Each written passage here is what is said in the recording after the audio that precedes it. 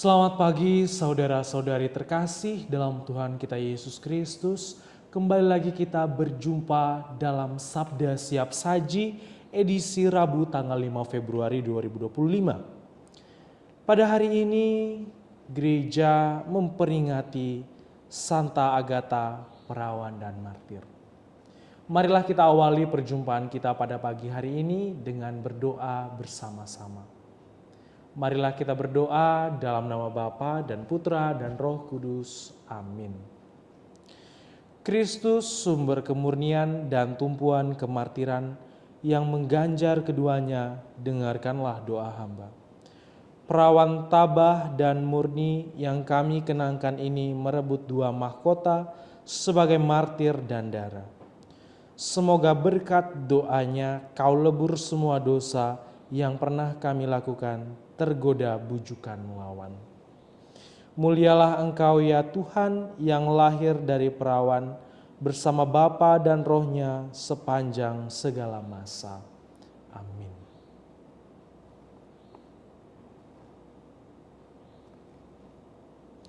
Marilah berdoa. Allah Bapa kami yang Maha Rahim, kami mohon kasihanilah kami demi permohonan Santa Agatha, perawan dan martir. Ia senantiasa berkenan di hatimu karena tetap setia sampai mati dan selalu hidup murni. Demi Yesus Kristus Tuhan dan pengantara kami. Amin. Marilah kita mendengarkan firman Tuhan pada hari ini. Inilah Injil Yesus Kristus menurut Markus. Dimuliakanlah Tuhan. Pada suatu ketika, Yesus tiba kembali di tempat asalnya, sedang murid-muridnya mengikuti Dia. Pada hari Sabat, Yesus mengajar di rumah ibadat, dan jemaat yang besar takjub ketika mendengar Dia. Mereka berkata, "Dari mana diperolehnya semuanya itu? Hikmat apa pulakah yang diberikan kepadanya? Dan mujizat-mujizat yang demikian bagaimanakah dapat diadakan oleh tangannya? Bukankah ia ini tukang kayu anak Maria? Bukankah ia saudara Yakobus, Yoses, Yudas dan Simon? Dan bukankah saudara-saudaranya yang perempuan ada bersama kita?" Lalu mereka kecewa dan menolak Dia. Maka Yesus berkata kepada mereka, "Seorang nabi dihormati di mana-mana, kecuali di tempat asalnya sendiri, di antara kaum keluarga dan rumahnya." Maka Yesus tidak mengadakan suatu mujizat pun di sana, kecuali menyembuhkan beberapa orang sakit dengan meletakkan tangannya atas mereka. Ia merasa heran atas ketidakpercayaan mereka. Lalu Yesus berjalan keliling dari desa ke desa sambil mengajar. Demikianlah Injil Tuhan. Terpujilah Kristus. Saudara-saudari terkasih, dimanapun Anda berada, ketika kita merenungkan Injil yang baru saja kita baca dan diperdengarkan kepada kita mendengarkan sebuah kisah bahwa Yesus yang mengajar dengan penuh hikmat, ia memiliki kuasa, namun ketika ia mengajar, ia menyembuhkan orang sakit di tempat asalnya, ia ditolak oleh sesama yang ia kenal. Mengapa demikian?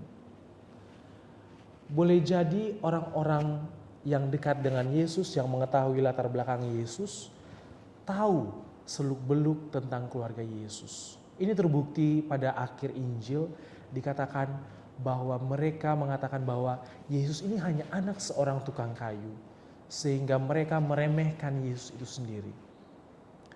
Saudara-saudari terkasih dalam Kristus, dalam kehidupan kita tidak pernah terlepas dari campur tangan orang lain. Begitu pula dengan kehadiran Tuhan, berbagai intervensi yang Tuhan lakukan dalam hidup kita. Memang kadangkala kita tidak bisa melihat Tuhan secara langsung, secara jelas, atau bahkan merasakan kuasa karya Tuhan dalam hidup kita secara jelas dan langsung. Kita bisa merasakan karya dan kuasa Tuhan ketika kita duduk dan merenungkan suatu peristiwa atau merenungkan apa yang terjadi dalam hidup kita. Saudara-saudari terkasih, terkadang Tuhan menggunakan saudara-saudari kita yang mungkin tidak kita anggap dalam kehidupan kita. Kadangkala Tuhan hadir dalam figur mereka untuk memberikan pesan kepada kita atau bahkan memberikan teguran terhadap langkah laku kehidupan kita yang saat ini berada di atas dunia. Kadang kalau kita refleksikan baik-baik, kita seperti orang-orang yang mengenal Yesus dalam Injil. Kerap kali kita meremehkan, kita mengabaikan apa yang dikatakan orang lain pada kita mengenai kehidupan kita, berbagai nasihat-nasihat baik yang diberikan pada kita. Kita kerap kali mengabaikan, kita kerap kali memandang latar belakang orang lain. Kita kerap kali mengatakan, wah, dia hebat sekali dalam berkata-kata atau bahkan menasihati saya. Padahal dulu dia begini, dulu dia begitu. Atau keluarganya begini, keluarganya begitu. Kita tidak pernah memandang positif orang lain atau bahkan memandang hal-hal baik dari pesan ataupun teguran yang ingin disampaikan orang lain bagi hidup kita. Begitulah realitanya, bahwa kita kadangkala menjadi orang-orang yang mengenal Yesus, yang menolak Yesus. Kita harus merefleksikan kehidupan kita lebih dalam, melihat kembali sejauh mana saya menerima teguran Tuhan, saya menerima pesan-pesan Tuhan melalui orang lain. Kadangkala Tuhan menggunakan orang lain sebagai instrumen untuk berjumpa dengan kita. Tapi sayangnya kita menjadi orang-orang yang mengenal Yesus lalu menolak Yesus itu sendiri. Kita tidak melihat pesan yang disampaikan atau bahkan melihat teguran Tuhan bagi hidup kita, melainkan kita melihat latar belakang orang. Kita melihat kepribadian orang, masa lalu orang lain. Sehingga kerap kali banyak hal yang ingin Tuhan sampaikan pada kita, banyak kali Tuhan ingin berjumpa dengan kita, tetapi kita malah menolak Dia dengan mentah-mentah.